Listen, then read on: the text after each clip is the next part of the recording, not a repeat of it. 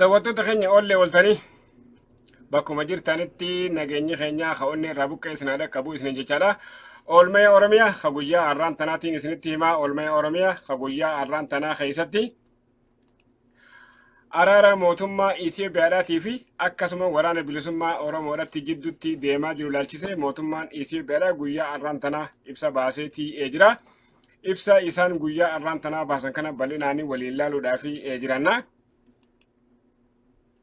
Deeggartoonni mootummaa Abiy Ahmad gareegarii waraana bilisummaa Oromoodhaa keessattuu jaalgammachuun araara deeggaraa jiraachuu isaa dubbachaa jiraachuun isaanii maal tilmaama waan juus gurra isin buusuudhaaf jiranna. Itti aansee mootummaan naannoo Afarii fi akkasuma mootummaan naannoo Somaaleedhaa hidhattoota faannoo deeggaruudhaan fonqolcha akka Abiy Ahmad irratti raawwatan keessa harka qabaachaa jiran jechuun isaanii ibsameetii jira. Kana irrattis gabaasa gurra isin buufnu ni qabna. Raayyaan ittisa biyyattiidhaa hooggantoonni raayyaa ittisa biyyattiidhaa mootummoota naannoleedhaatii fi akkasuma mootummaa federaalaa qeequudhaa fi komachuun isaanii maal ibsa? Waanjuu kanas waliin ilaaluudhaaf jiranna. Mootummaan Itoophiyaa paartiilee siyaasaa biyyattii keessa jiran hunda waliin mariidhaaf qophii tahuu ibsee jiraachuun isaa gabaafameetii jira. Lixa Oromiyaadhaatti mootummaan hawaasa naannichatti buseedhaa fi dhukkuba garagaraatiin miidhamaa jiraniif maal godhaa jira? Kanarrattis waan gabaasa waliin ilaallu ni qabna. Itti aansee lixa Oromiyaadhaatti hawaasa Amaaraatii fi hawaasa Oromoo walitti araarsina jechuudhaan olola mootummaan gaggeessaa jiru ilaalchisee hawaasni naannichaa maal jechaadhaa jiran waan waliin ilaallu ni qabna. Godaantonni osoo Yemenitti deemanii namni 64 bishaanitti du'uu isaanii dhaabbanni godaantota addunyaadhaa IOM'n ibseeti jira. Kanarrattis gabaasa gurra isin buufnu ni qabna. Daandiin qilleensa xayyaara Itoophiyaa xayyaara 67 bitachuudhaaf karoora qabaachuu isaa ibseetii jira. Kanarrattis gabaasa gurra isin buufnu ni qabna. Mootummaan Itoophiyaa kaampaanii Telecom qaama sadaffaadhaatti gurguruudhaaf karoora qabaachaa turtetti kan fashaltee jirtu ta'uu gaazexaan Bloomberg addeessee jira. Kanarrattis gabaasa gurra isin buufnu ni qabna. Itti aansee baha Oromiyaa magaalaa Dirree Dhawaadhaatti ogeeyyoonni fayyaa addunyaadhaa magaalaa Dirree Dhawaa keessatti hawaasa naannichaa dhukkubbii ijaatii fi dhukkubbii garagaraa bilaashiin tajaajila laachaa fi jiraachuun isaanii gabaafameetu jira. Kanarrattis gabaasa gurra isin buufnu ni qabna. Daawwattoota keenya fagoodhaa fi dhihoo teessanii warreen nu daawwachaa jirtan irra deebi'ee nageenya keenya ka'onni irraa buqqee isin haadha qabuu isin jechaadha. Oolmaya Oromiyaa ka guyyaa har'aan tanaa isinitti himuudhaan duratti muuziqaa ceehumsaa kanaanii walitti deebina. Muuziqaa ceehumsaa kana seenuudhaan duratti fuula yuutuuba chaanaala keenyaa deemtanii sabiskiraayib waliif godhuudhaan laayik sheer waliif godhuu hin dagatina. Dhaamsa kun akka hiriyoota keessan hedduu bira gahu. Dhaamsi isin komentii keessatti akkasuma gara maasenjaraatiin karaa waatsaapiitiin nu ergaa jirtan hundinuu nu gahaadhaati jira. Nuus jajjabeessaadhaati jira. Komentiidhaan yaada qabdan, qeeqa qabdan, gorsa qabdan nuun gahuu hin dagatina jechuudhaaniin muuziqaa ceehumsaa kana dabra. Muuziqaa ceehumsaa kana ni walitti deebina.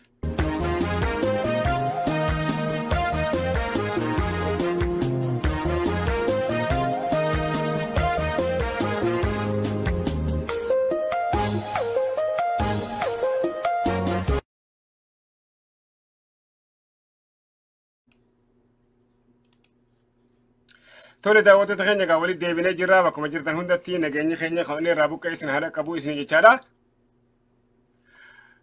Waraana bilisummaa Oromoodhaatii fi mootummaa Itoophiyaa jidduutti mariin Taanzaaniyaadhaatti gaggeeffamaa jiru guyyaa 10 gaheetii jira. Gara mootummaa Itoophiyaadhaatiin hooggantoota mootummaa federaalaatii fi akkasuma hooggantoota mootummaa naannoo Oromiyaadha. Dabalatee qaamonni silaa dhimmi ilaallatu hedduun marii kanarraa qooda fudhatanii jiraachuun isaaniitiis gabaasa alkallattiidhaan nu gahaa jiru irraa mirkaneeffanneetii jirra. Gara waraana bilisummaa Oromoodhaatiinis hooggantoota waraana bilisummaa Oromoo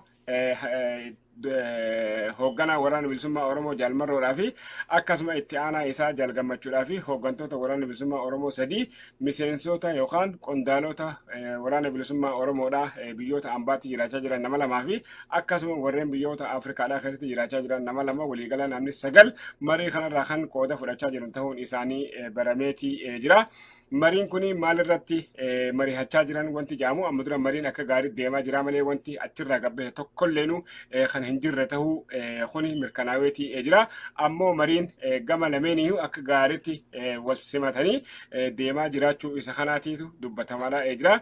Gara Ameerikaadhaatiin, gara warra Awurooppaadhaatiin, gara Igaadiin marii gama lameenii deemaa jiru kana to'achaa jiraachuu isaanii isuma kanaatiitu dubbatamaa jira. Mariin gama guyyaa 10 fixe, guyyaan boru jimmanni guyyaa maayyiiti jaamaadhaati jira. Maaliif guyyaa sabtiidhaa saatardee jechuudha egaa Noovembar 18 2023 waraanni bilisummaa Oromoo yookaan hoogganni waraana bilisummaa Oromoodhaa hawaasa Oromoodhaa dhimma kanarratti waan deemaa jiruu fi waan tahame hunda gurra buusuudhaaf hawaasa Oromoodhaatiif affeerraa godheetii jira. Ganama akka Waashington, akka New York, akka Torontoodhaatti sa'a 10 irraa qabee mariin waraana bilisummaa Oromoodhaatii fi hoogganni waraana bilisummaa Oromoo waliin gaggeessan kun sa'a sanirraa eegalee kan itti fufuudhaaf jiraatu ta'uu isa kanaatiitu nu bira gahee jira. Zuumiilleen qophaa'ee zuumiillee isinii maxxansineetii jira. Irra deebinee akka seenuun isinii mijatuuf zuumiillee akka gaariitti beejii fuula beejii keenya irratti isinii maxxansina. Saniifuu fuula hegeree miidiyaadhaa seentanii achirra zuumii argachuu ni dandeessanii. Mariin deemaa jiraachuu isaa laalchisee guyyaa 3 dura waraanni bilisummaa Oromoodhaa ibsa baaseen hooggantoota isaa Itoophiyaa keessaa fuudhanii gara Taanzaaniyaadhaatti geeffamuu waraanni bilisummaa Oromoo addeessee turuudhaan wal qabatee yerootti ibsuu dhabuu isaatiifillee hawaasa Oromoodhaa dhiifama gaafateetii jira. Maaliif bosona keessaa waraanni bilisummaa hoogganni waraana bilisummaa Oromoo baafame hamma inni bakka silaa itti deemutti gahutti ibsuun waan hin barbaachisniif kan use malee fedhii yookaan fedheetii miti jechuu waraanni bilisummaa Oromoo ibsa baase keessatti addeesseetii jira.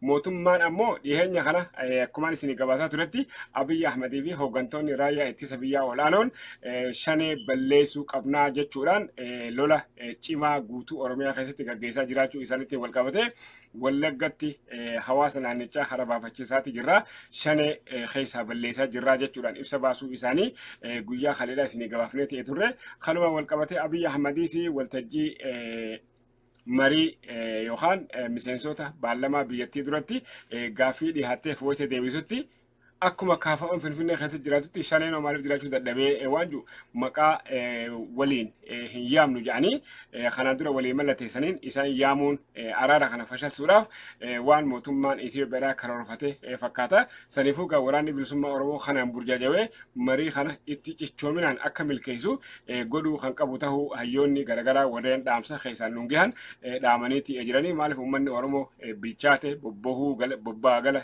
dadhabee barachuu dadhabanii ilmaan isaa hojjechuudhaas dadhabee sababii nageenyaatiin rakkachaadhaa waan jiruuf nageenyi Oromiyaa keessatti bu'uun uummata Oromoodhaatii fi bu'aa qaba waan ta'eef waraanni bilisummaa Oromoo mootummaa waliin araaramee nagayaan dhimmi kun xumuramuu kan qabu ta'uu hayyoonni Oromoodhaa hedduun kan isaan dhaamaniitii jiranii. Kanumaaf waraanni bilisummaa Oromoo hamma ammaatti obsee guyyaa 10 guutuu marii araaraa kana itti cichoominaan kan gaggeessaa jiru ta'uu isa kanaatiitu gabaafamaa jira. Ammoo aangawoonni yookaan deeggartoonni warra bilisiginnaadhaa akka gabaasaadhaa jiratti ejjennoon jaalgammachuu ambooyyeedha natti tolee jira jechuudhaan Dammaqaa Nagaasaa fuula feesbuuka isaa irratti maxxanseeti jira. Jechuun kana booda uummanni keenya dhumuu hin qabu nagaya buusuun dirqama jechuu jaalgammachuun ibseeti jira jechuudhaan fuula feesbuuka isaa irratti maxxanseeti jira. Kuni amma wayita akkana jedhamu akka waan marroon nageenya hin barbaanne uummanni dhumuu akka waan marroon deeggaru yookaan jaalgammachuun akka lola hin barbaanne nagaya inni barbaadu uummanni Oromoo dhumuu hin qabu jechuudhaan jaalgammachuun yaadni inni dhiheesse natti tolee jechuun akka gaanama dhaamsa yookaan خيسا إرجاع أنا أرجعتي فولا فيسبوك إسارتي متنسى وإن أكنا لين تهجئ هي دمالف هوجني ورانا بالسماء ورا مراتي فين هوجني موتمالين قرتو كوفيل أك إنسان ياده إن كان دام سين كان إنسان لتشوتو بلا مسينانيتي مري سنة سيناني سنيفو waraana bilisummaa Oromoo biraahis wani takka gabbahan jiru mootummaa biraahis wani takka illee nu gabbahan jiru akka aktivistoota gariitti namoonni hedduun dhaamsa achiin wada qabe dhaamsa jiru qabe jechaa jiran hundinuu soba ta'uu akka hegeree miidiyaatti yeroo garaagaraatti isinitti himaalaati turre. Waraanni bilisummaa Oromoo waan kanatti wanni jeeqoftiin ibsa guyyaa 3 dura baase keessatti hoogganni isaa Oromiyaa irraa bahee Taanzaaniyaa dhaquu marii kana milkeessuuf waan sila barbaachisu hunda godhuudhaaf qophii ta'uu isaanii himuun alatti wanni takka ta'e isaanirraa ala bahee hin jiru. Amma gaa akka waan jaalmarroonii fi jaalgammachuun yaada qabanitti dhiheessuun kun burjaajii uumuudha malee waan nageenya yookaan marii nageenya araara achitti deemaa jiru keessa waan gabbee kan hin tahin ta'uu egeree miidiyaan mirkaneeffatee jira. Ammoo akka waliigalaatti mariin araara akkamitti deemaa jira waan jiru dipiloomaasonni Awurooppaadhaa Ameerikaadhaa miidiyaalee BBCdhaa miidiyaalee VOA Ameerikaa Faraansi Pireesitti himadhaa jiran mariin akka gaarii deemu jira waan jiru. Kanaan ala waan biraa tokkollee himadhaan jiran.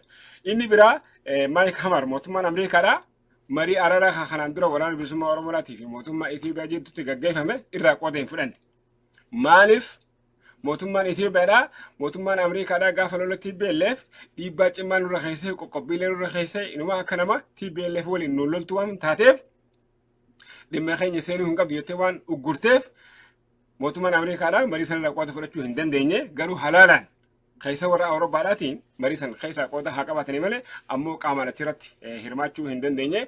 Kanaaf garagaan Maayik Hamar hawaasa Oromoodhaa qunnamee ture ji'oota muraasaan dura maaliif waraana bilisummaa Oromootii fi mootummaa waliif fiddanii hin haasofne haa maaliif jidduutti waan hin jenne jennaan mootummaan Ameerikaa Itoophiyaadhaa uggura nurra kaa'ee jira jechuu Maayik Hamar himee ture. Sababii saniif mootummaan Ameerikaadhaa qoqqobbii duraan gara isaaniitiin irra kaa'een hunda irraa kaasee akka mootummaa dhimma mootummaa Itoophiyaa keessa Ameerikaan harka naqatu mootummaan Itoophiyaa hayyamee fi jiraachuudhaan wal qabatee mootummaan Ameerikaa yeroo jalqabaatiif yeroo ammaan tana lola waraana bilisummaa marii araara kan waraana bilisummaa Oromootii fi mootummaa jidduutti deemaa jiru Maayik Hamar qaamaan achitti argamuudhaan irraa qooda fudhachaadhaati jira jecha.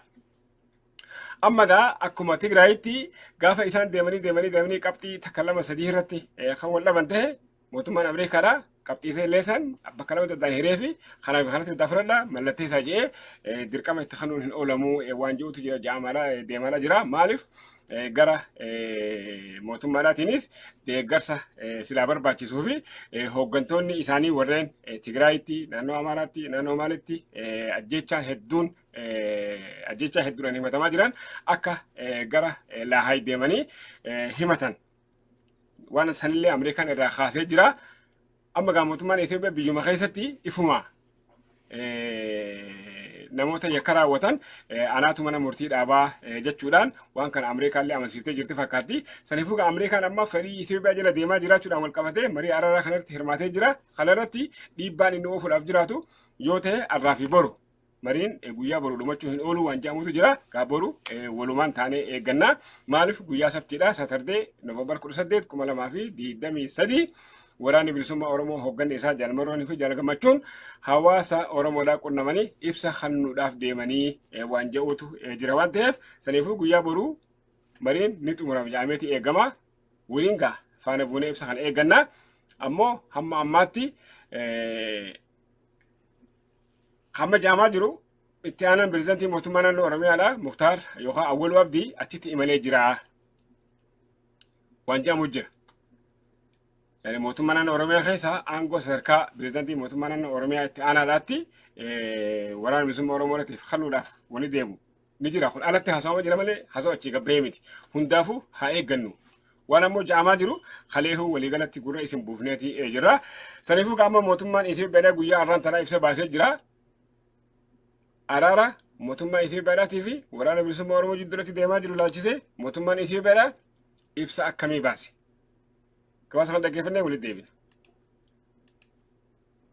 Qabee Taanzaaniyaa Daar es Salaam keessatti mariin geggeessamaa jiru jijjiirama gaarii agarsiisaa jiraachuu kibxata darbee qabee Taanzaaniyaa Daar es Salaam keessatti mariin geggeessamaa jiru jijjiirama gaarii agarsiisaa jiraachuu maddeen marii kanaaf dhiyeenya qaban VOA'f ibsu isaanii gabaasuun keenya ni yaadatama.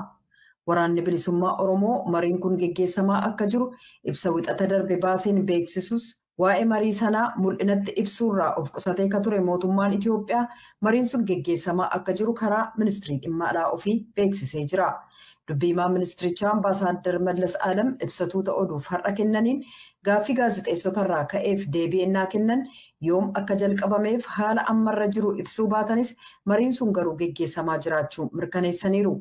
Waraanni bilisummaa Oromoo wixata ibsa baaseen ajajaa waraanaa waliigalaasaa Jaalmarroo Dirribaaf ittaanaa isaanii Jaal Gammachuu Abbooyyeetiin jilli geggeessame marii araaraa sanaaf Taanzaaniyaa seeneera yoo jedhu waa'ee marii sanaa ragaa ga'aaf kan yeroo sababaan hin kennineef hoogganoonni garee hidhate kanaa adda waraanaa Oromiyaarraa gara Taanzaaniyaatti ennaa adeeman nageenya isaaniif jecha jechuudhaan ibsuun isaallee ni yaadatama.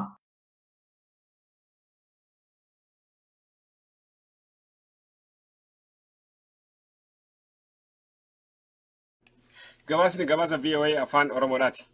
Amma gaa mariin araaraa mootummaa Itoophiyaadhaatii fi akkasuma waraana bilisummaa Oromoo jidduutti deemaa jiru.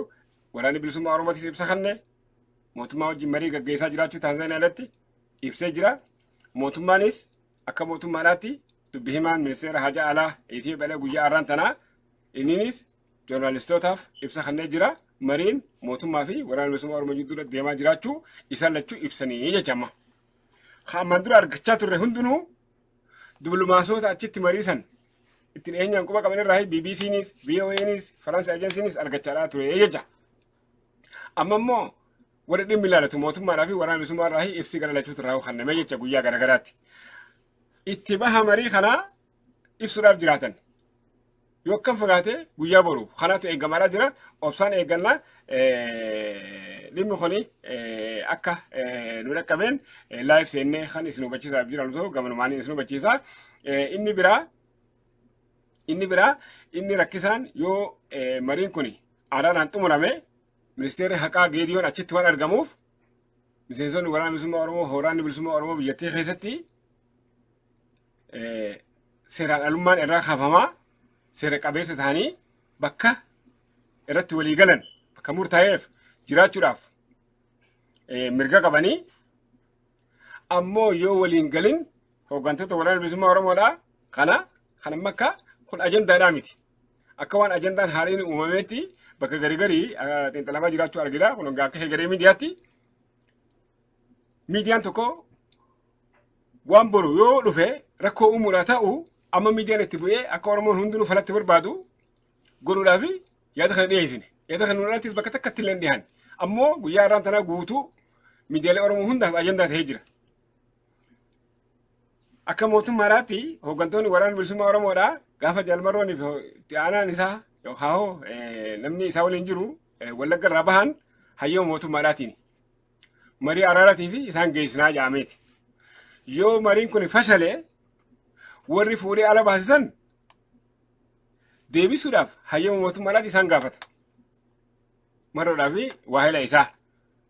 Amma kan miidiyaaleen shabboo afaan itti dhiyeessanitti inumaa yoo deebi'uu dadhaban alaahuu bahanii Oromoota ala kana jiran qunnamuu, haasesuu, mari'achiisuu, tokkoomsuu maaliif Oromoonni burjaajii keessa jiraniif inumaa kun waan gaariidha hojjechuudhaatti shabboo miidiyaaleen dhiyeesse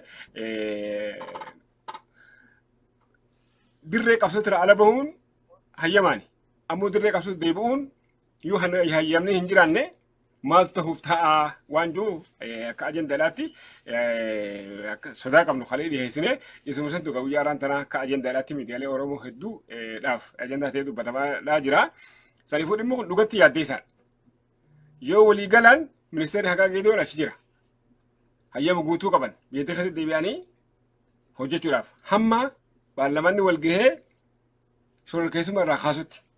Gaafa irraa kaasee manni murtiidhaa kanaa sababsatee ajaja baasee poolisiidhaafis qaamota nageenya biyyattii hunda keessa jiraniifis akkasitti akka nagayaan biyyattii keessa soo jiran irraa kaasaa jecha. Ammoo hamma hin taanetti yoo mariin kun fashalee biyya deebi'uun ni jabaata.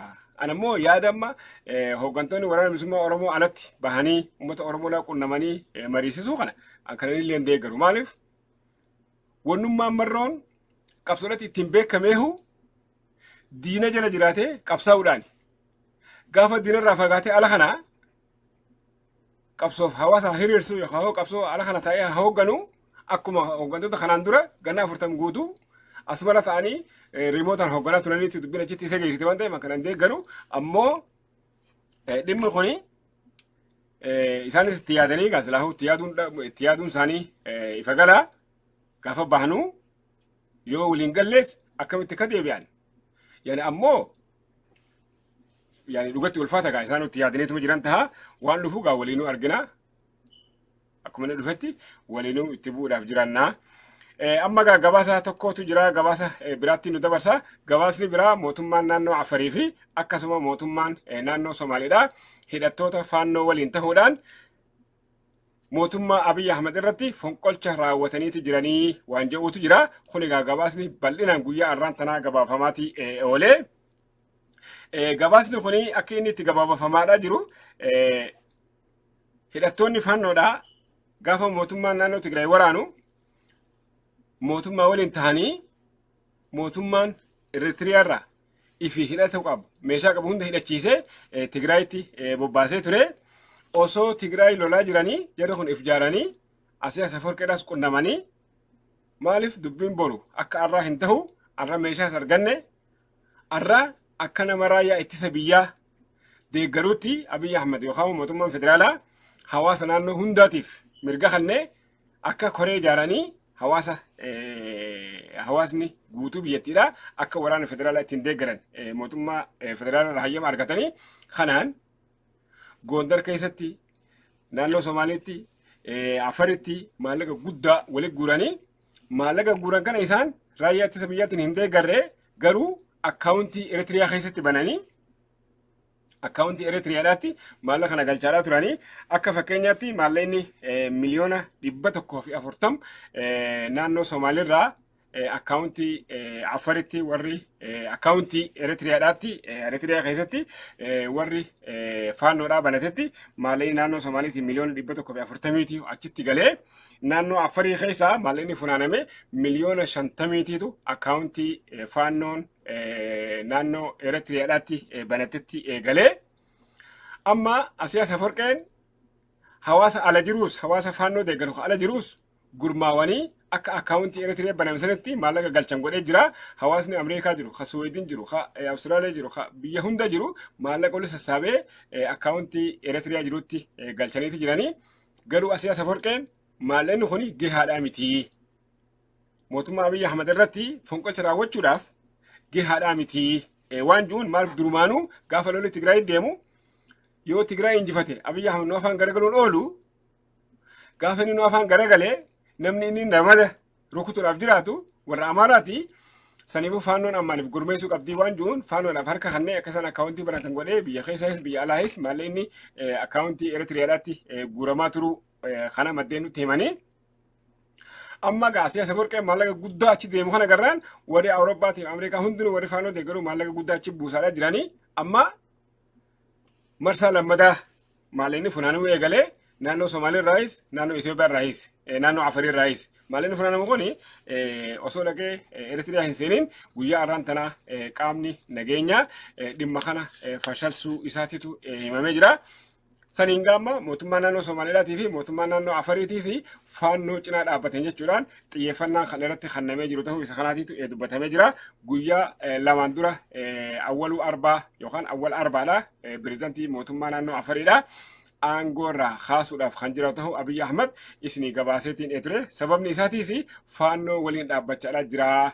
Andargaachoo faa waliin warreen kaampaaniilee soogiddaa gurguddoo tolfatanii maallaqa soogidda jala argamu kanaan faannoo warreen tumsaa jiran keessatti awwal arbaadhaa argama jechuu kana dura isinii gabaafne turre. Amma gaa dubbiin ilmaa awwal arbaa fi aangawoota mootummaa naannoo Afarii biraa hukutee hawaasa keessaa maallaqa funaananii maallaqa faannoo ittiin tumsan gara Eritiriyaadhaatti ergaa jiraachuu isa kanaatiitu saaxilamee jira. Guyyaa har'aan tanaa miliyoona 50 naannoo Afarii keessaa godhamee achitti ergamuudhaa fi naannoo Somaalii keessaa miliyoona 140 achitti ergamu kanaatu himamee jira. Marsaa lamadaa gaafa ergamuudhaaf ka'u maallaqni guurame kun akkasitti irratti dhaqqabamuudhaan wal qabatee pirezidaantii mootummaa naannoo Somaalii fi pirezidaantii mootummaa naannoo Afariidha. Dhimma kana keessatti hooggana sadarkaa hoogganaatti jiraachuu isaaniitu gabaafamaadha jira. Amma gaa kana wal qabatee abdii illee mootummaan galaksisuuf deemti. Maaliif amma kanaan biizii godhuudhaaf abdii illee amma guyyaa kaleedha mana murtii dura dhihaatee achitti bakka abukaattoon hin jirretti duraan abukaattoon dhaabanii fi abukaattoodhaatu isaaf morma. Amma gaa manni murtiidha himata irraa qaban nama 50 naannoo sanitti ajjeefte jeequmsa yaamte afeerte jeequmsa kanaan maallaqa miliyoona meeqa qabeenya miliyoona meeqaatu achitti badee waan jiruun himanitti baname Oromoo miliyoona 2 kan inni jira buqqaase saniin himanni rabba nama tokko illee nu hin jiru. Ammallee akka hin sobne Oromoo jecha hidhamee jira. Namni isa yoo jiraate sun dogoggora. Himanni abdiillee rabba namee jeequmsa kaasee jeequmsa kan isaniin qabeenya miliyoona meeqaatu badee waan jiruutu himanni rabba namee jira. Amma inni himata sun akka itti difeensiif godhe qabe guyyaa kaleedhaa. Nuti achitti nama jeequmsa kaasan jennee amannu nama 50 tu du'ee naannoo Tigraay fi naannoo Amaaraatti nama kun miliyoona ajjeefame saniifoo maaliif hin dubbanne Oromiyaa keessatti nama 1000 lakkaa'amu kan lakkoo isaaniitu hin beekamne kan ajjeefamaa jiru maaliif hin dubbanne jedhee mana murtiidhaattu gaafii dhiyeessee gaafii saniif ani nama zallamamee jiru siyaasaadhaaniin hidhamee hidhaa ta'aa jira malee waa balleesseetii miti jedhee difeensiif godhe achirratti gaamanni murtiidhaa ammaaf deemii waan siin jennu murteessanii siin jenna jaaniini saniifuu gaggallakkifamuun hin ooluu jaameeti naannoo Somaaliitti akka gaariitti warri isa deeggaruu dubbachaa jiranii amma gaammal dubbatamaa jira.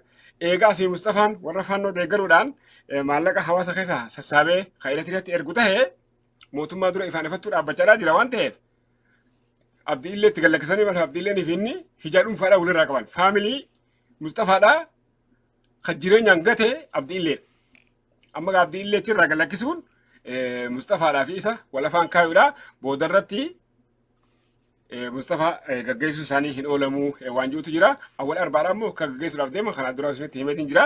Saniifuu lola Eritiriyaa waliin banamuudhaaf deemu kanarratti Mustafaanis warra faannoo deeggaru waan ta'eef awwal arbaanis warra faannoo deeggaru waan ta'eef jara lameen kana osoo gadi hin geessine lola Eritiriyaa waliin seenuun hin tahuu waan jiru Abiyyi Ahmed murteeffatee waan jiruuf jara lameen kana akkaataan itti gaggeessan badii itti barbaadaa turanii badii gaafun amma ifaan ifatti qabatamanii miliyoona 140 naannoo Somaaliirraa akka inni akkaawuntii Eritiriyaadhaatti ergee jiruu fi awwal arbaanis miliyoona 50 naannoo Afariirraa akka inni fuudhee Eritiriyaadhaatti ergee jiru irratti qabatanii jiranii kanaan gaa aangoo irraa kaasuu qofa osoo hin taane himatamtoota ta'uuf deemanii jecha. Himatamtoota ta'uudhaaf deeman. Amma abdiillee galakkisuunis akka Mustafaanii fi deeggartoonni isaalleen naannoo san keessatti hiree jireenyaa hin arganne godhuudhaaf deemamaa jecha. Magaalaa Godeedhaatti akka godaananis kanaan dura itti himanii turuun ni yaadatama. Mustafaan dhimma kana hayyamee jira. Maaliif hayyamee? Abiyyi Ahmed akkuma aangoota irraa isan kaafne. Saniif godeetti godaanuu hayyamee amma gaa godeetti godaanuun inuma mana 60,000 godee keessa ijaaramaa jira. Saniifuu godaantonni Somaalee kanneen guyyaa tokko asii deemanii Baale qubatanii guyyaa kana asii deemanii Harargee bakka fedhan deemanii qubatan kun qubatanii akka jiraatan lakkoo isaaniitu hin beeknu lakkoo isa jara kanaatu beekamuu qaba. Asii ka'ee namni tokko bakka deemuu barbaadee bakka fedhe bulee bakka fedhe ooluun kun jiraachuu hin qabu jedhanii mana godeetti ijaaraa jiraachuudhaan wal qabatee Mustafaan sakhalamaa jiraachuu isaatu himamaa jira. Sakhalamuu bira kutee egaa aangoo irraa kaafamuu bira kutee ammas yakkamaa tahee bakka abdiillee irraa bahee seenuu hin ooluu waan jiruutu dubbatamaa jira. Amma egaa qophiitti aantuutti inni dubarsaa qophiitti aantuuni raayyaan ittisa biyyattiidhaa mootummoota naannoleedhaatii fi mootummaa federaalaallee komataniitti jiran. Raayyaan ittisa biyyaadhaa waa'ee faannoo kanaan wal qabatee waan isaan jedhanii jira. Magaalaa Finfinnee keessatti faannoon sochiin faannoodhaa laamshee jira, barbadaa'ee jira. Sadarkaa mootummaa fonqolchuudhiis mootummaa sodaachisuu biraahu kutaniitti jiranii waan jiruutu raayyaa ittisa biyyattiidhaatiin guyyaa har'aan tana ibsamee kanaan dura gaa isinii gabaasaan ture magaalaa Finfinnee keessa, Burraayyuu keessa, Adaamaa keessa, naannoo Awaash kana keessa, naannoo Shaggar jedhamuudhaan beekamtu kana keessa faannoo qulqulleessanii jiraachuu isaanii kanaan dura isinii gabaaseetiin ture. Nuti dhugaa lafarra jirtu uummata keenyaaf himuun dirqama. Osoo faannoon naannoo Shaggarii fi Burraayyuu, Adaamaa, magaalaa Finfinnee, Baale, Dirree Dhawaa, magaalaa Adaree biyyoo keessaa hin qulqullaa'inii sila arraan tana naannoo kana kaanii qof tokko dhaabanii guyyaa tokkotti fincila uumuu danda'an guyyaa tokkotti waan barbaadan godhuu danda'an. Maaliif warra maskanaati wajjin walii hidhaadha dargaggeessa kararra deemu hundaa wajjin walii hidhaadha warra taksii of warra otomiis of hundaa wajjin walii hidhaadha qabeenyaa wajjin illee walii hidhaadha sooshaal miidiyaanis walitti hidhaadha.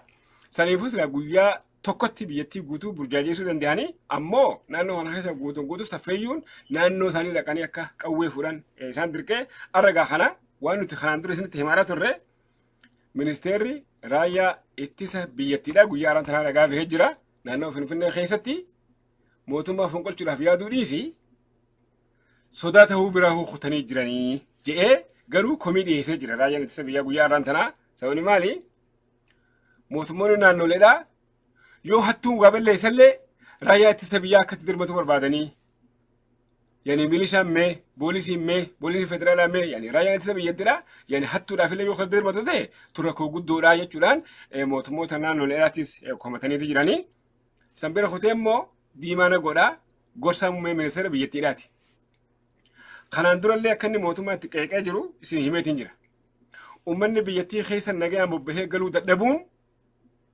موتما راتو تغافتا ما اجي خنان دورا موتما قيقا تر ديمانا غودا اما سكسمت موتما قيقا جرا ركو ولتي بو انس ركو سياسا دا رايان اتسبيا كفرو مالف بربادني ركو سياسا دا موتما راتو فرو قبا جي غيا رانتناتيسي موتما فدرالاتيف قيقا يوخا كوميدي هيسد جرا دغفنا ولد ديبنو በፊት የነበር ሀልየ ሰዲድ ከ3 ወር በፊት የነበር ሀልየ ሰዲድ ረትሬፊ ሀልያ መጅሩ ጉቱማት ይገራገራለ ስናናው አማራቲስ ናናው ፍንፍኔቲስ ተይ ኦሮሚያ እዶ ሄዱቲ ሀልጅሩ ባየ ገራገሩማ ቀባ ጥቃተኒ ሩቆፈሶን ታኔ ሞቱማ ዲጉፍ ሚሪ ዲጉ መዱ ጀዱስ በዴር ጨራሰና ከንቀባንስ ተርካንፊ ፍረተሜ ምርከኔፈና ከኔፊራ ማረጋገጫ ተሰጥቷቸዋል ማለት ነው በተግባር Ministeerri Ittisaa Itoophiyaa raawwii hojii nuusa baraa wayita dhiyeessetti walitti qabaan koree dhaabbii hariiroo alaa fi dhimmoota nageenyaa Dr. Diimaa Noggoo raayyaan ittisaa hojiilee xixiqqaan akka muddamneef hooggansi siyaasaa rakkoolee siyaasaa furuu akka qaban dubbachuu ministeerichi marsaalee hawaasummaasaa gubbaatti maxxanseera. Raayyaan ittisaa dahannoo biyyaa isa dhumaa akka ta'e hubatamuu akka qabu himuun aangoonni siyaasaa raayyaan kun hojiilee siyaasaan furamuu danda'aniin akka muddamne dhaamaniiru. Dr. Abrahaamis bulchitootni aanaalee fi godinaalee hojii nageenya eegsisu akka malutti raawwachuu hanqachuu isaaniin raayyaan ittisaa ganda keessa rakkoolee xixiqqaaf bobbaafamaa jiraachuu dubbataniiru. Raayyaan ittisaa Itoophiyaa waraana kaaba Itoophiyaatti dhalatee ture keessatti gatii guddaa erga baasee booda yoota darban gama humna namaaf teeknooloojiin of cimsaa akka ture ibsameera. Haa ta'u malee murtee caasaa humna addaa naannolee diiguun qaamolee nageenyaa kaanitti makuuf darbe irratti diddaa naannoo Amaaraa keessatti dhalateen sochiin hidhannoo fi lolli jabaa bara darbe dhalate joota darbanis kutaalee naannoo Amaaraa hedduu keessatti gaggeeffamaa jira. Oromiyaa keessatti ammoo waggoota 4 oliif lolli hidhattoota waraana bilisummaa Oromoo fi raayyaa ittisaa dabalatee caasaalee nageenyaa adda addaa gidduutti gaggeeffamus akkasuma ministeericha qormaata keessa galchuun ibsameera. Ministeerichi raayyaan ittisaa kabajamuu birmadummaa biyyaaf gatii guddaa baasaa jiraatus qaamolee finxaaleeyyii ittiin jedheen duulli maqaa xureessuu fi xiqqeessuu irratti banamee akka jiru ibseera. Ministeerichi Dr. Abrahaam qaamolee duula kana gaggeessan irratti gaafatamummaan akka jiraachuu qabu dubbataniiru. Godinaalee Oromiyaa hidhattootni waraana bilisummaa Oromoo keessa socho'an keessumaa yeroo dhiyoos godinaalee Shawaa fi Wallaggaa keessatti nama butanii maallaqa guddaa gaafachuun baratamaa dhufeera. Naannoo Amaaraa keessattis sochiin akkasii jira. BBC'n maatii firri jalaa butame akkasumas namoota maallaqa guddaa kaffaluun harka hidhattootaa ba'uu danda'an irraa odeeffannoo argateen rakkoon kun bal'aa ta'uu gabaasa irra deddeebiin hojjeteen agarsiisaa ture. Miseensi koree dhaabbii hariiroo alaa fi dhimmoota nageenyaa tokko rakkoon kun bal'achuu fi uummatni bahee galuu rakkachuu ibsuun raayyaan ittisaa rakkoo kana maaliif to'achuu akka hin dandeenye gaafataniiru. Dr. Abrahaam deebii yoo kennan akkas jedhan. Hawaasni qaamni isa keessaa bahee shiftaa ta'ee nama yeroo dararu hattuu yeroo ta'u maal eega maaliif ittisuu dadhabee jenneeti kan dubbachuu qabnu. Milishaan maal hojjeta? Poolisiin maal hojjeta? Yoo achi darbillee poolisiin federaalaa maal hojjeta? Ilaalcha kana sirreessu yoo baanne gandoota keessatti sochi'attuu fi wanbadee raayyaan ittisaa dhufee haa qulqulleessu kan jennu yoo ta'e fedhiin kun babal'achaa yoo adeeme hojii isaa hojjechuu hin danda'u. Ergama raayyaa ittisaa sirriitti beektu. Ergama hedduu bal'aa qabna. Hojii baay'ee qabna. Hedduu qophaa'us qabna. Birmadummaa biyyaa eegsisuun wantoota fuula duratti dhufuu malan ittisuu raayyaa danda'u ijaarutu nurraa eegama. ከትና ማስቀረት የሚችል ሰራዊት ነው መገንባት ያለ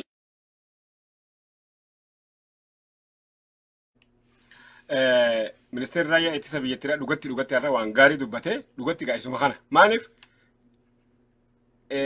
rakkoo ganda keessatti uumamtu boolisumaa fi milishaa gandaatu itti gaafatama malee raayyaa ittisa biyyaatti yaamuun amma Itoophiyaa keessatti tolfamee jira. Raayyaa ittisa biyyaatu hunoo achiti raayyoo asiin dhufe asiin ba'e kanuma moorii dalagaa uummanni godhatee jiru. Dhugatti gaafanii waan nama ajaa'ibsiisu kana gaa akka raayyaa ittisa biyyaatti gabbahanii mootummaa qeequun isaanii dhugatti gaa yeroo jalqabaati sanbira hotee gorsaan Abiy Ahmad gabbahee dhimma siyaasaan furamuu qabuuf raayyaa ittisa biyyaa jeequun barbaachisaa akka hin ta'in jala sararee himee jira. Ammaas raayyaa ittisa biyyaa maqaa balleeffamaa jira jedhanii jiran. Waan si ajaa'ibu keessaa biyya sanii nama hedduudhaatu bulchaadhaa ture. Gaafa ammaa warri Amaaraa bulchuusi waraanni biyyattiidha. Sabaa sabaloota biyyattiif keessa makeetu deemaa ture malee waraanni kun waraana sanyii Amaaraati jedhee namni isaan qeeqadhaa ture hin turre waraanuma Itoophiyaati jechuudhaani naannoleen hundinuu simachaadhaa turte. Gaafa amma Tigireen biyya bulchituusi dhibbeentaa 75 oliin waraana Tigrootaatu hooggantoota irraa qabee hamma gadiitti jira. Isaanumatu guutuu biyyattiidha keessa bobba'ee waan gaggeessaa waraana Tigreedhaati namni jeen jiru waraana Itoophiyaati jedhamaa turanii keessattuu sabaa fi sablammoota biyyattiidhaatiin. Har'a immoo wanni si ajaa'ibu keessaa raayyaan ittisa biyyattiidhaa guutuun waraana Oromoo biroo ta'uu kuteeti waraana shanee ta'ee jira. Abiy Ahmadiis, Shimallisiis, Adaanech Abeebeetiis shanee ta'anii jiran isaan hundinuu. Saniifuu amma raayyaan ittisa biyyaa bakka dhaqatti shaneedhaa dura dhaabbadha jechuudhaan hawaasni itti kaka'aa jira bakka hunda hawaasni itti kakaasaa jiran. Saniifuu kanaanis maqaan nu badalaa jira. Raayyaan ittisa biyyattiidhaa biyyattii hundaafuu walqixaa waan ta'eef kanaan maqaa isa balleessuun gaariidhaa miti waan jiru dubbataniiti jiranii. Saniifuu gaa mootummaa naannoleetiis rakkoo xixiqqashoo sadarkaa hannaatti shiftoota ganda keessaa ka'anii uummata naannoodhaatti saaman. Boolisiitti erguu dhiisanii raayyaa ittisa biyyaatti telefoon dhawanii hottuu nu dhaqqabe jechuun gaanii raayyaa ittisa biyyaatti gaafatama adda addaa qaba. Saniifuu waan akkanaatiif inni kama bootaasisuun dogoggora guddaadha jechuu asitti dubbate. Kaan ammoo rakkoo siyaasaan xumuramuu qabu. Raayyaa ittisa biyyaatiin jeequun gaarii akka hin tahin Diimaana Godhaa dubbate. Amma gaa qophiitti aanutti nu dabarsaa qophiitti aantuuni mootummaan Itoophiyaadhaa paartiilee siyaasaa biyyattii keessa jiran hundaa waliin marii siyaasaa gaggeessuudhaaf qophii ta'uu ibseetii jira. Kanarratti gabaasa qabna. Itti gaafatamtuun waajjira. Paartiin biyya bulchu rakkoo biyyattii ilaalchisee paartilee morkattoota siyaasaa waliin mari'achuuf yeroo mara qopheedhaa jechuudhaan beeksisee jira. Itti gaafatamtuun waajjira quunnamtii uummataa akka paartichaa Fadiilaa Abbaa Biyyaa gabaasa keenya kaleessaa irratti paartileen morkattoota siyaasaa komee dhiyeessan ilaalchisee har'a VOA'f ibsa kennaniin paartiin biyya bulchu rakkoolee jiru mariidhaan hiikuudhaaf fedhii qabaa jedhan. Hoogganoonni paartilee siyaasaa walitti bu'iinsaawwan biyyattii keessaaf sana hordofee kaba'u sababa labsii yeroo muddamaan kan ka'e sochiin keenya murtaa'eera yoo jedhan itti gaafatamtuun waajjira quunnamtii uummataa garuu rakkoolee labsiin sun akka ba'u taasise furuuf waliin haa hojjennu jedhan. Paartileen kun waltajjiin siyaasaa dhiphate jechuun komii dhiyeessaniif illee itti gaafatamtuun kun yoo deebisan waltajjiin sun hanga eegame bal'achuu dhiisuu mala garuu damee sana ilaalchisee yeroo kamiinuu caalaa haala fooyya'aatu jira jedhan jechuudhaan Gabra Mikaa'el Gabramadin gabaaseera.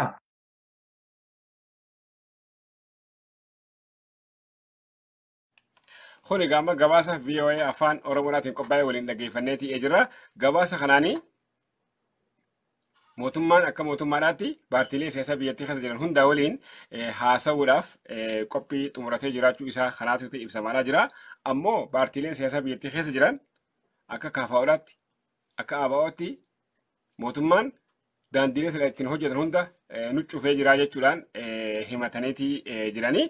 Ammoo mootummaan waan isaan himatan kana gurratti naqachuu dhabee paartiilee siyaasaa biyyattii keessa jiranii waliin haasa'uudhaaf ni qophiidha jechuun isaa maal akka ta'e dhugatti waan nama dhibu. Saniifuu ammoo qophii kana kalmaanii bira qonnaa itti aansee lixa Oromiyaadhaatti dhukkuba buseedhaatii fi beelaan hawaasni miidhamaa jiraachuu yeroo garagaraatti gabaasni achirraa dhufu addeessaadhaatii jira. Gabaasa kanaan wal qabatee mootummaan hawaasa naannichaatiif maal godhaa jira? Mee gabaasa kana dhaggeeffannaa walitti deebinu.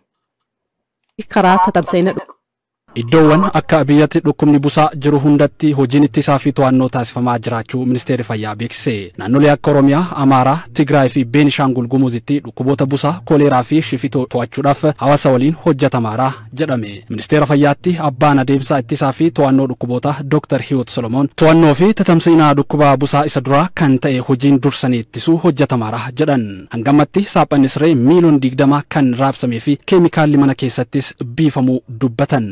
በዋነኝነት ህብረተሰቡ የወባ መተላለፊያ ወቅትን አውቆ hawaasni tibbaa fi karaa tatamsa'ina dhukkubaa busaa beekee ofirraa ittisuu fi dhaabbiidhaan saaphana siree fayyadamuu qaba. Keemikaalli erga biifamee baatii ja'aan booda halluu ta'e waan biraa mana isaaniitti dibuu hin qabani. Naannawaa isaanii boolla bishaanii cimmisuu fi meeshaalee bishaan qabachuu danda'an dhabamsiisuun barbaachisaadha. Rakkoo jijjiirama qilleensaatiin wal qabatee yeroo ammaa kana akkuma addunyaattuu tatamsa'inni dhukkubaa busaa jabaachaa waan dhufeef hojiin ittisuu cimuu qaba. Itoophiyaa keessatti waggoottan lamaan darbanii as dhukkuba busaa dabalatee dhukkuboonni ka'umsa isaanii bishaan godhatanii fi kan birootis hammaachaa dhufuu isaanii ዶክተሪዮት ካሰኒሩ እኛ ሀገር የባለፉት 2 ዓመት ላይ ወባና ሌሎች ቬክተር ወለድ በሽታዎች biyya keenyatti waggoottan lamaan darban dhukkuba busaa fi dhukkuboonni ka'umsi isaanii bishaan ta'e mul'ataniiru. Hojiin ittisuu fi to'annoo dhukkuboota kanaa cimuu qaba. Sababa ijaarsa bu'uuraalee misoomaatiin iddoowwan boolla ta'an bishaan akka hin kuufanneef gochuun barbaachisaadha. Daayrektarri olaanaan Inistituutii Fayyaa Hawaasaa Itoophiyaa Dr. Masaa Hayilee hawaasni saaphana sireetti sirnaan akka fayyadamuuf hojiin hubannoo uumuu hojjetamaadha jedhan.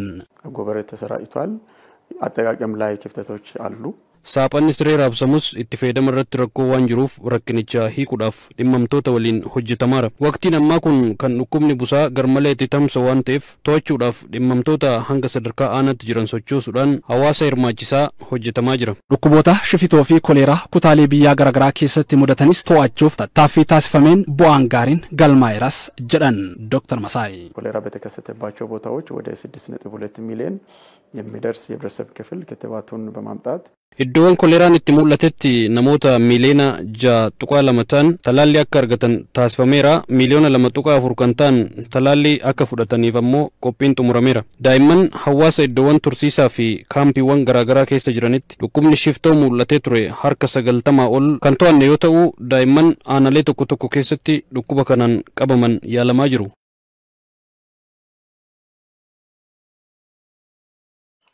Gabaasni gabaasa OBN waabeeffachuudhaan gabaasa kana isinii gabaafne gabaasa kanaanii mootummaan akka mootummaadhaatti wanti inni addeessaa jiru isa kana.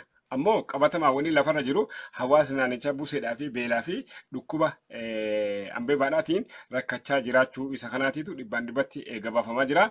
Mootummaan hamma dhukkubni sadarkaa kanatti nama hubu maaliif itti eegaa jechuudhaan hawaasni dhugatti qeeqaa fi komii qaban haasaadhaatii jiranii eega dhukkubni hawaasa dila kana miidhaa irraan gahee agoobaraa fi naannoo sanitti farra buseedha ni buufnee jechuun isaanii bu'aa maalii qabaa jechuudhaatiitu dubbatamaa jira. Ammallee gabaasa itti aanutti nu dabarsaa gabaasa itti aanuun lixa Oromiyaadhaatti hawaasa Oromoodhaatii fi hawaasa Amaaraa walitti fiduudhaan mootummaan araara buuseetiin jira jechuudhaan gabaaseetu jira. Mee gabaasa isaanii kan dhaggeeffannee gabaasa itti aanus walitti deebinaan. Amu baay'ee gammachuu guddaatu nutti dhagahama araara kanarratti ያለ ልማትን ደግሞ እንዲሰራልን እናጠናክራለን አራራቱ ነገኛ ቀበመለ ሎሊ ነገኛን ቀቡ ገላኒ ዋቀዮ ናገው ጉያሳ ኤጌ አራሪኑ ቡኤር ኡመተ ቡቀይ ከነ ገረ ቄሳት ዴቢስኔ አባ ገበቴ ጂዳ አባ ጮሮርሳ ጋሪ አባ ጭምቦ ጋሪ ሀረ ዳኩ መቀበራን ይሰኑ ጋፈቻ ጅሩ ከነ እዴሳት ዴቢኔ አባ ዲልቢ አባ ዲገሪፊ አባ ዲግሪሰ ጎቹራፊ galma kana godhanne kaane irraa waliigaltee keenya eeguun jibbarraa gaja jaalalaatti gargar fagaachuurraatii gara walitti dhiyaachuutti taasisnee dhaloota keenya waan gaarii haadhaalsisu የአካባቢውን ሰላም እናረጋግጣለን ከእናንተ ጎን ነን Qaamoleen nageenyaas uummata waliin ta'uun nageenya akka mirkanaa'uuf halkanii fi guyyaa xiyyeeffannaan ni hojjetama. Uummannis nageenya naannoo isaa mirkanaa'uun jireenya idilee isaatti deebi'uuf qaamolee nageenyaa tumsuu qaba. Miidhaan ammammaatti sababa rakkoo nageenyaan nurra ga'e isarraa barannee tokko taanee araara kana hojiitti hiikuutu nurra jiraata. Lafti maseenee jiru misoomatti naanna'uudhaa qaba. Kana ta'uuf tokko ta'uu nu gaafata. Hawaasni amma Oromoodhaa fi Amaara walitti finnee jechuudhaan odeeffata isaanii OBN nu biraan gahe kuni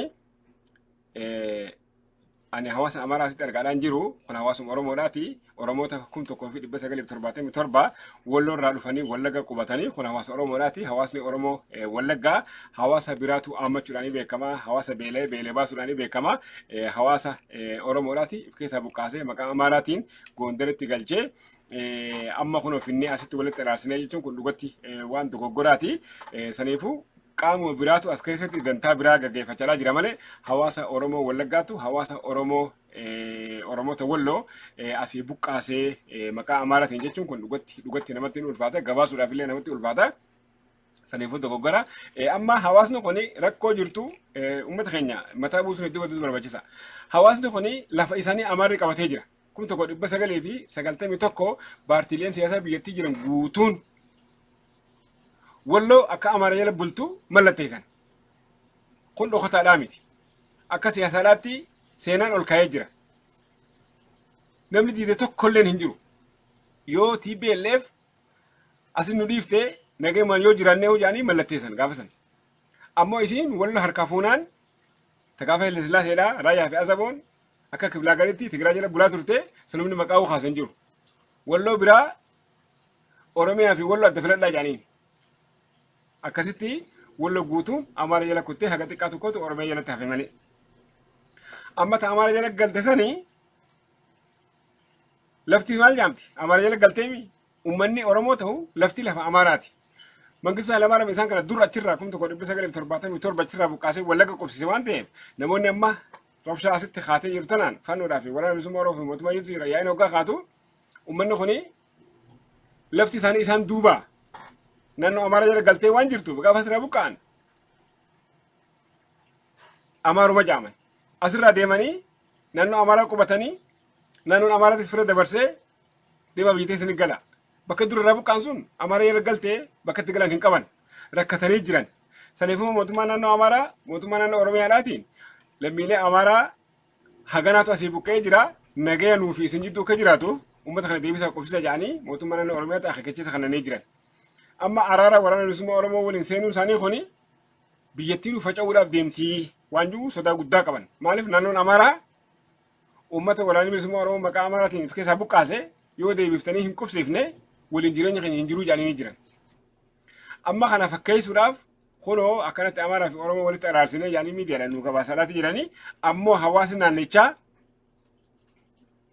osoo faannoon guyyaa guyyaan dhuftee hawaasa ajjeesaadhaa jirtu jeeqaadhaa jirtu araaramaltu jira jechuudhaani uummanni Oromoodhaa komachaadhaa jira. Akka fakkeenyaatti gabaasan irraa argadheen naannoo Gojjaam Oromoota duraan achi jiran achirraa buqqaasaa jiran. Inuma san biraa hokotanii Hagamsa, Kiiramu, Qoqqoffee, Jidda Ayyaanaa lafa tana hunda naannoo Amaaraa dhufanii Amaaraa dhuunfatee harkaa qaba. Akkuma naannoo Amaaraa jala galteeti. Walloo 1991 Amaaraa jala galteeti osoo boonyuu asiihuu naannoon Hagamsaa, Kiiramu, Qoqqoffee, Jidda Ayyaanaa naannoon tunu Amaaraa jala galtee jira. Xaaraka qotatee midhaan irraa oomishachaa jiru Amaara. Oromoo tokko as keessa lif jechuu ittiin dhiisan. Asiin gaa Naqamteedhaa fi Shaamboo Siggee kanattis dabranii jiran. Jarri kun. Osoo akkanatti achii dhufanii asii hawaasa Oromoodhaa buqqisaa jiranii ammaas hawaasa biraa asirraa buqqeechi dhaqee deebisaa qubsiisa jedhanii Amaarii dhiibbaa irratti oofaa jiru wal qabatee mootummaan naannoo Oromiyaadhaa hawaasa Oromoodhaatii fi hawaasa Amaaraati walitti araarsinee jedhanii sobaa jiraachuun isaanii akka soba tahee gabaasa kanarraa dhagahuun ni danda'ama. Gabaasa kana dhaggeeffnee walitti deebinu. Amruu ganda dangabaatti humnoota finxaaleyyii fi Horroo Guduruu Wallaggaa aanaa Amruu ganda dangabaatti humnoota finxaaleyyii fi uummata Oromoo gidduu taraara buufneerra jechuun kominikeeshiniin aanaa Amruu gabaasee ture. Yeroodhuma mariin araaraa jedhamu kanatti immoo uummanni Oromoo Goojjam lixaa aanaa Buree gandoota Soontomaa fi Caaboo irraa buqqa'ee aanaa Amruu keessaa kumootaan qubataa jira. Namoonni haala suukkanneessaan ajjeefaman immoo 23 ol akka ta'an OMN jiraattota irraa dhaga'e. Dhimma araara naannichaatti godhamee caasaan mootummaa aanichaa jedhee ilaalchisee OMN bilbilaan jiraattota yoo dubbisu araarri kun kan nagaa waaraa fiduu akka hin taane himan. Uummanni buqqa'ee qe'ee isaatti osoo hin deebi'inii fi wabiin nageenyaa amansiisaa osoo hin jiraatiin araarri jedhamu fakkeessaa fi siyaasaa jedhu. Yeroo humnoonni mootummaa araara buufneerra jedhan kanatti uummanni qe'ee isaa irraa buqqifamaa qabeenyi isaa saamamaa fi ajjeefamaa jiraachuu himan. Erga waggaa tokko asii akka naannichaatti maqaan araaraa jedhamu kun marsaa sadaffaaf taasifamee jedhu. garuu araarri bu'ee hin jiru ergasii uummanni hedduun buqqa'eeraa ajjeefameerasii jedhani. Humnoonni kun guyyaa guyyaan karaa adda addaa akkaataa adda addaatiin haleellaa fi saamicha raawwachuutti dhufanii jiru jedhan. Dhimma kana laalchisuun uummanni gaaffiiwwan adda addaa gaafatus akka gaaffiin kaasnee fi callisuu qabnu nutti himuu jedhan. Adeemsa kanaan immoo dabballoonni mootummaa holola siyaasaa uummata gatii guddaa kaffalchiisu hojjechaa jiru jedhan. Uummatichaaf nageenya waaraa kan fidu tokkoof tokko qeesaatti deebi'uun ijaaramee of eeguu qofas jedhanii jiru. Komii uummataa gaafachuuf itti aanaa bulchaa aanaa Amuruu kan ta'an obbo Qixxeessaa Shifarraaf bilbillus deebii fi yaada osoo nuuf hin kenniin bilbila nurratti cufatan. Barsiisaa Qixxeessaa itti aanaa bulchaa aanaa Amuruuti. Maa ette. Oromiyaa miidiyaa neetwoorkii irraan isinii bilbilaa yaadota tokko tokko isin irraa qulqulleeffachuu barbaadeetani. Waa'ee waltajjii irra hin jirayyuuti. Yaada gabaabaa naa kennuu dandeessanii? Waltajjii irra hin jira, waltajjii irra jira.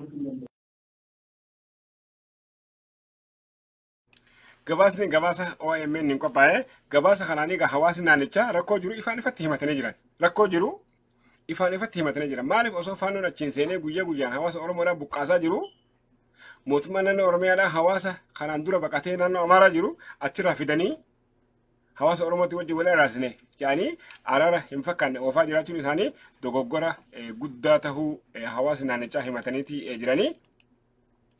Saniifuu qophiittaan tutti nu dabarsaa. Baqattoonni yookaan godaantonni 64 galaana Yaman keessatti du'anii jiraachuu isaanii dhaabbanni godaantota addunyaadhaa IOM'n gabaaseetii jira. Gabaasa kan dhaggeeffannee walitti deebina. Oldoonii handaara Yamanii godaantonni 64 oldoonii handaara Yamaniitti deddeemteen du'uu akka hin oolle dhaabbanni godaantota idil addunyaa IOM beekse. IOM daandii godaansaa balaafamaa kana dhaabsisuudhaaf tarkaanfiin akka fudhatamu gaafatee jira. Yaman godaantota gaanfa Afrikaa irraa dhufaniif adda durummaadhaan ammoo lammiilee Itoophiyaa hojii barbaacha gara Saawud Arabiyaa yookaan biyyoota galoo galaana birootti imalaniif akka ce'umsaa murteessaa taatee tajaajilti. Wiixata darbe dooniin godaantonni kunneen ittiin imalaa turan qarqara galaana Yaman irraa erga garagalteen booda namoonni 64 ol achi buuteen isaanii dhabamuu fi du'uun akka hin oolle sodaatamaa jira. Hoogganaan dhaabbata godaansa idil addunyaa damee Yaman balaan kun godaansi kallattii kanaan taasifamu ittisuudhaaf tumsi addunyaa barbaachisaa ta'uu isaa kan mul'isuudha jedhan. Michoonni keenya deeggarsa godaantotaa Yaman keessa jiraniif kennamu guddisuun IOM waliin walitti dhiheenyaan akka tumsan gaafatanii jiru. Akkasumas dhaabbaticha waliin ta'uudhaan godaantotaaf deeggarsa nageenya qabuu fi namummaa qabu akka kennan gaafannas jedhanii jiru. Balaan yeroo dhiyoo kanaa kun qormaata godaantota nageenyaa fi carraa jireenya fooyya'aa barbaaduudhaaf imala taasisaniif yaadachiisa cimaa akka ta'e simanii jiru.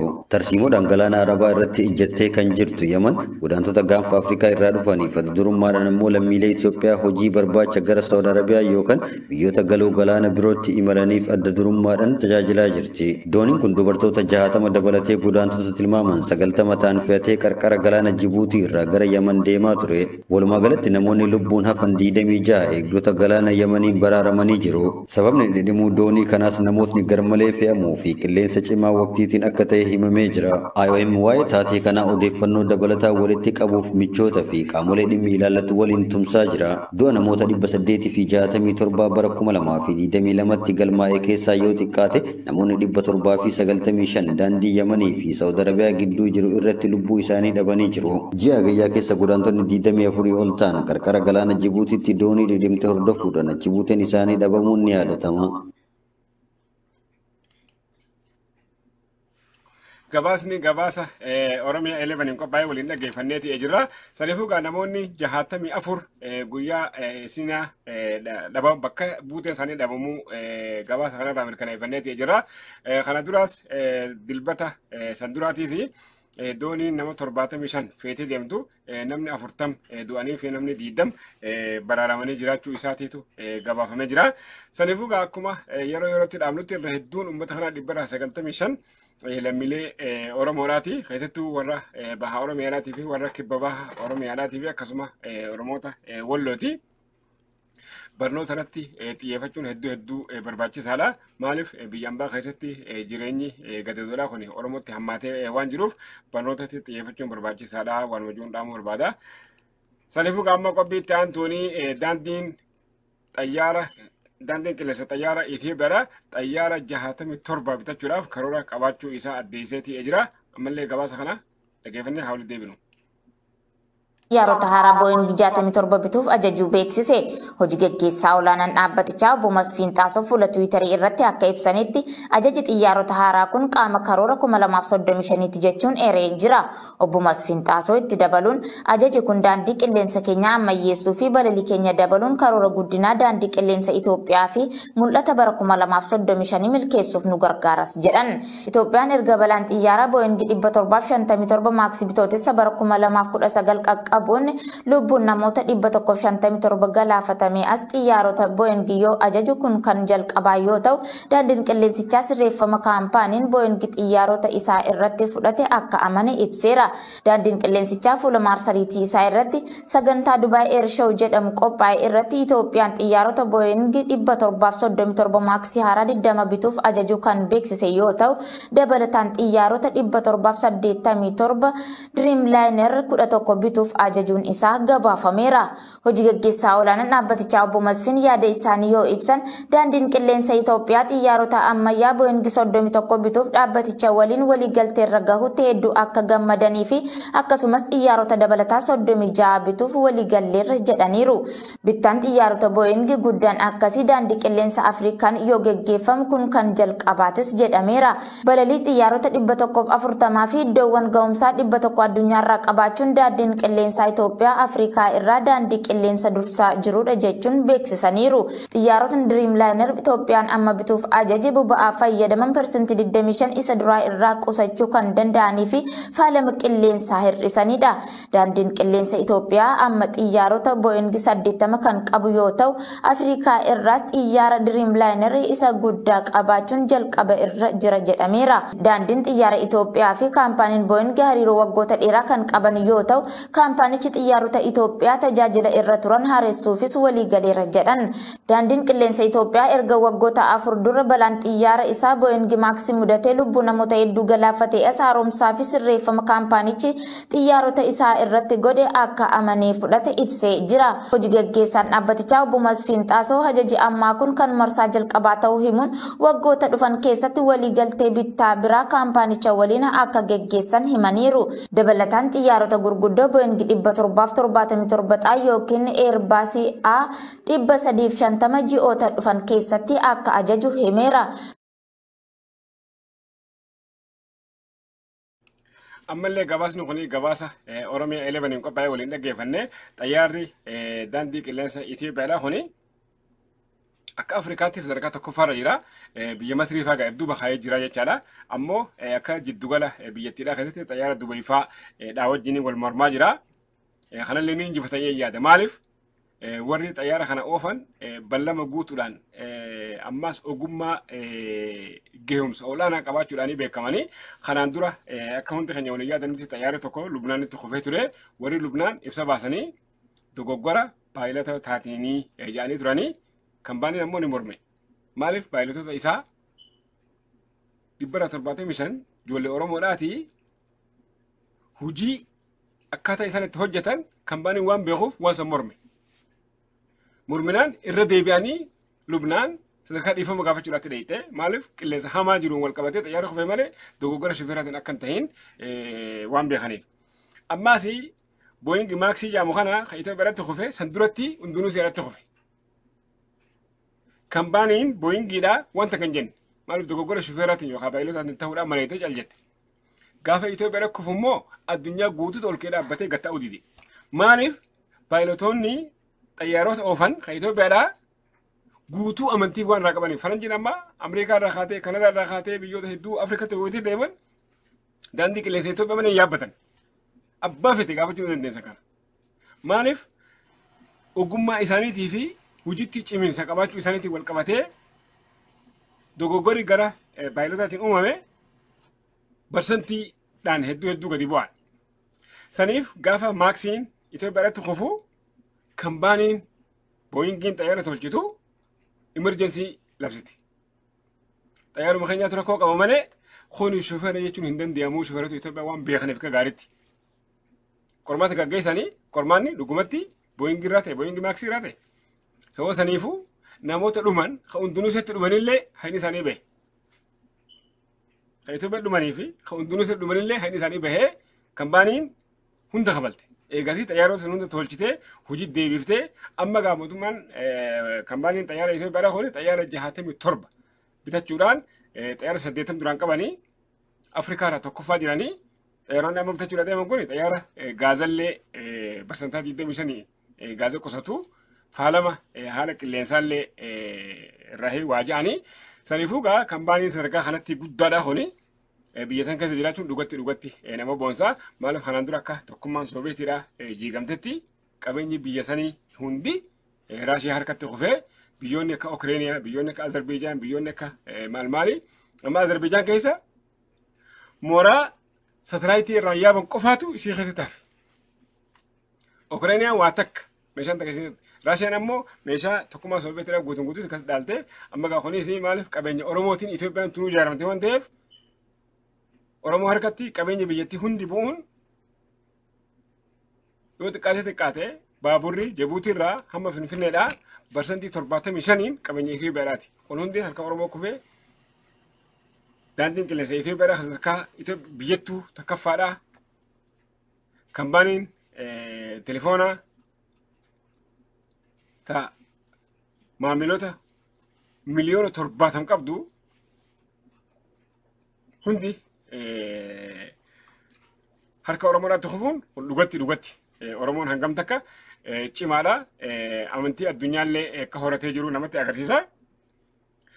Saniifuu gaa warra daandii qilleensa Itoophiyaadhaatiin baga gammadan jennaa maal sadarkaa kanatti amantii addunyaadhaa argatanii ammallee booyingiidhaa wajjin waliigaltee mallattee sun xayyaara 67 bitachuun isaanii sadarkaa Afrikaatti tokkoffaa isaan taasisa. Sadarkaa jiddu galaatti Dubayitti aanee Dubayitti illee ni injifatan. Injifachuudhaaf deeman waan jiru jira. Gabaasni bahaadhaa jiru xayyaara Dubayi illee ni injifatanii waan jirutu dubbatamaa jira. Gara kaaniin gaa Itoophiyaan Itiyoo Telekoom waan kambaanii jettu qabdi. Kambaaniin tuni maamiltoota miliyoona 70 qabdi. Itoophiyaan nama biyya sanii nama miliyoona 120 qabdi jennee san keessaa namni miliyooni 70 mobaayila qabanii mobaayila kambaaniin yani maamiltoota hangana qabaachuu jechuun dhugatti kambaanii guddaadha. Saniifuu gaa mootummaan kambaaniilee garagaraatti gurguruudhaaf kanaan dura ibsee ture. Gaafa lolli Tigraay fi Eritiriyaadhaa seenu san kambaanii lama dhufee takka Safaariikoom jedhanii taan immoo Foodafoonii ta Ingilizii warri Foodafoon haala biyyattiidhaatis waliin ilaalanii firraa deemanii warri Safaariikoom warra Keeniyaadhaati ni bitatanii amma gaa biyyattii keessatti hojjechaa jiranii amma Itoophiyaan yeroo ammaatiin maasii kambaaniilee alagaatti Itiyoo Telekoom gurguruudhaaf ibsa baasee ture. Amma ibsa baasee akka barbaadetti biyyoota Awurooppaa keessaa Afrikaa keessaa Awurooppaa keessaa deemee nama bitatu haa barbaadu malee garuu dhabee jira. Maali sababni dhabee fi biyyattii keessa lolaa deemaa jira kambaaniileen gurguddoon silaa bitachuu barbaadan horii isaanii guddaa achi gannaqanii Oromiyaa keessatti naannoo Amaaraatti Tigraayitti lola deemaa jiru wal qabatee qabeenya keenya kasaaruu hin barbaannu waan jiruun kan didanii jiran ta'uu Itoophiyaan gara kanaan nam tokko fiduu kan dadhabdee jiru ta'uu gaazexaan guddichi sadarkaa addunyaatti beekamu Bloomberg ibseetii jira. Amma gara qophii itti aanutti nu dabarsaa qophii itti aantuuni baha Oromiyaadhaa magaalaa Dirree Dhawaa keessatti ogeeyyoonni fayyaa addunyaadhaa naannawa sanitti imaluudhaan dhukkubsattoota ijaatii fi dhukkubsattoota ilkeedhaatiif tajaajila fayyaa bilisaan yookaan bilaashaan kennaafii jiraachuun isaanii gabaafameeti jira. Gabaasa dhaggeeffanne walitti deebina.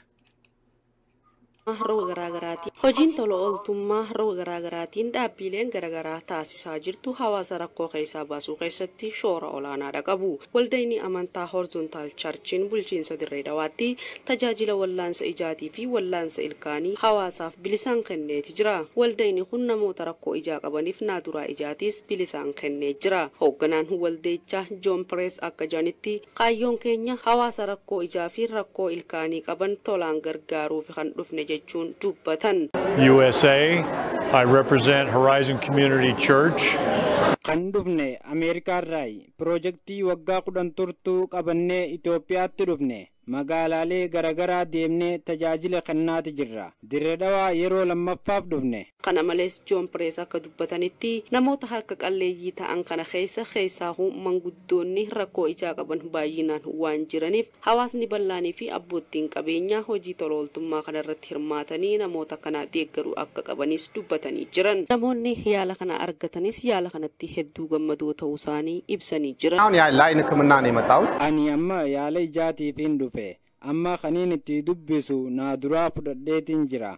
Akkasuma qorannoo ijaa eeggachaatiin jira. Tajaajila kanatti hedduun gammade.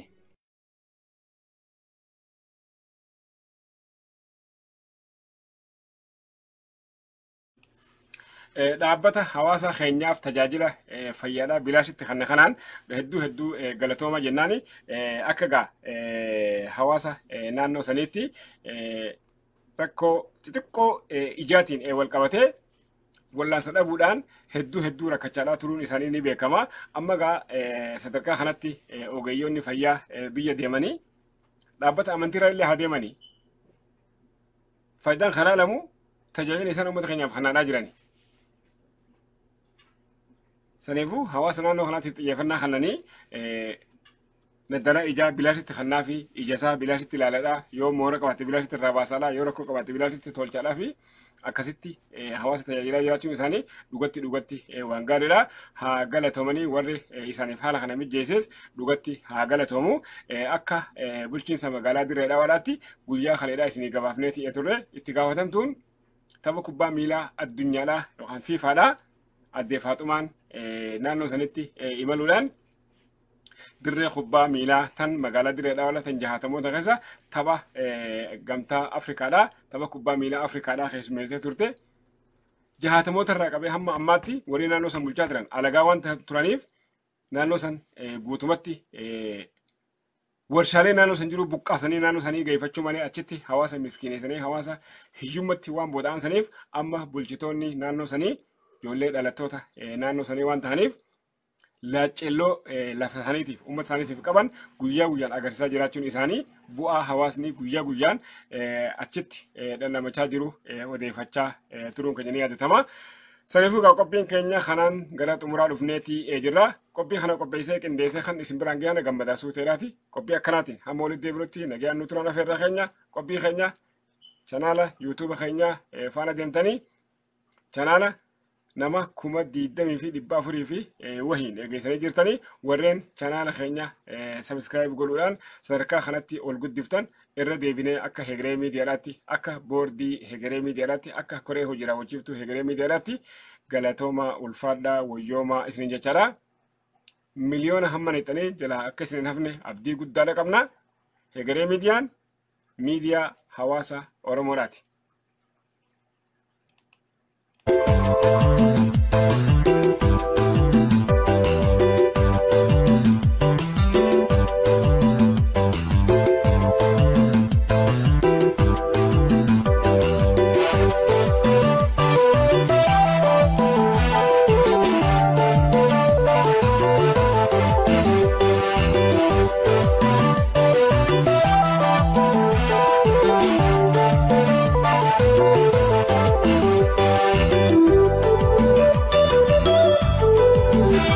Thank you.